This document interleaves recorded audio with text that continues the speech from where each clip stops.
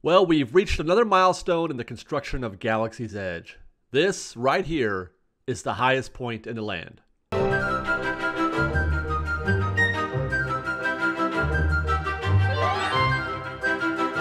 Good afternoon, everybody, and welcome back to Fresh Baked. So there it is, you guys, the highest point in Galaxy's Edge. That's a 130-foot tall peak that will be formed at the entrance of the Millennium Falcon attraction. It's hard to tell what this spire is from the angle of the photo. Are those spires behind each other or parallel? So I'm not sure which spire this is, but if I'm not mistaken, that is this, I think. And it's a pretty big deal when you think about it. It means now all we have to do is fill in the blanks. The topping of Galaxy's Edge ignites anew our imaginations. Can we begin now to see how this land might look through all that steel? It's exciting to watch these men and women connect such an important piece of this enormous jigsaw puzzle that is Galaxy's Edge, and that will someday be home to amazing new adventures at Disneyland. Imagine new experiences, new foods, new shops, pieces of Disneyland that none of us have ever seen or done before. And it's even more enjoyable to know that every single cast member at Disneyland had the opportunity to sign this structure. Knowing your name is buried somewhere forever inside this historic site must be an amazing feeling for those lucky cast members. And so it's pretty much downhill from here. We've reached the top of the mountain, albeit one in a faraway galaxy, and now it's time for that trek down the mountain to finish the adventure. Spring of 2019 cannot get here soon enough. And with that, we know that Galaxy's Edge is on the way. We're closer now to finishing than we are to starting. But we still don't have a solution to the parking problem that is sure to come with all of those new guests we're to expect. The Eastern Gateway project is, for lack of a better word, on hold. A more appropriate word, though, might be dead.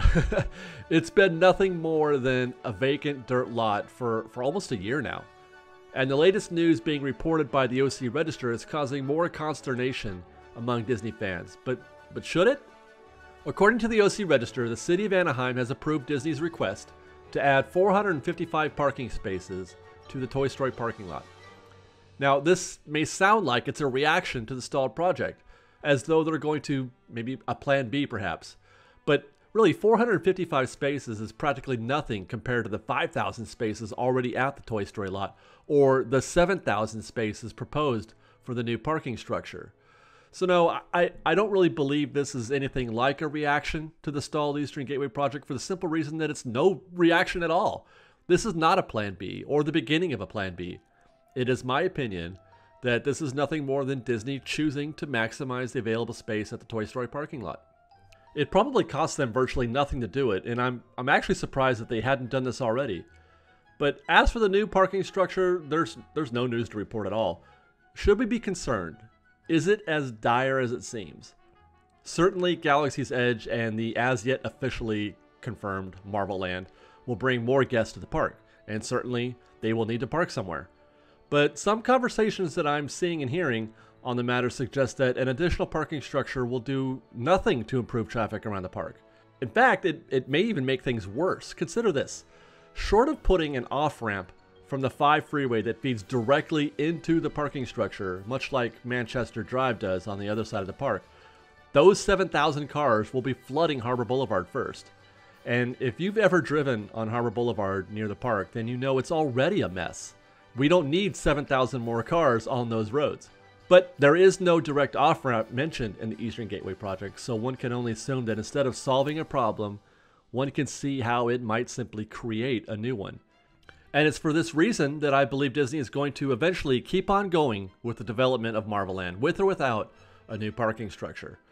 The question is then, where will these new vehicles park? And the answer is, nature finds a way. What does that mean? Well, more public transportation perhaps? Busing in from remote parking areas like Angel Stadium? Or maybe an alternative way to enter the structure proper is needed. One suggestion is to remove the toll booths completely. And isn't that really where the backup occurs anyway? Isn't it possible, let's say, for something similar to the technology used already for modern toll roads be put in play? There's no toll booths there.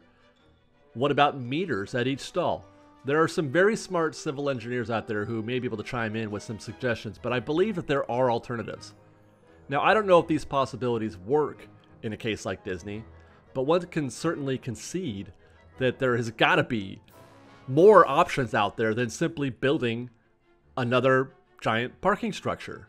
I would love to hear from you guys out there on this topic in particular, especially if you are anything close to a civil engineer.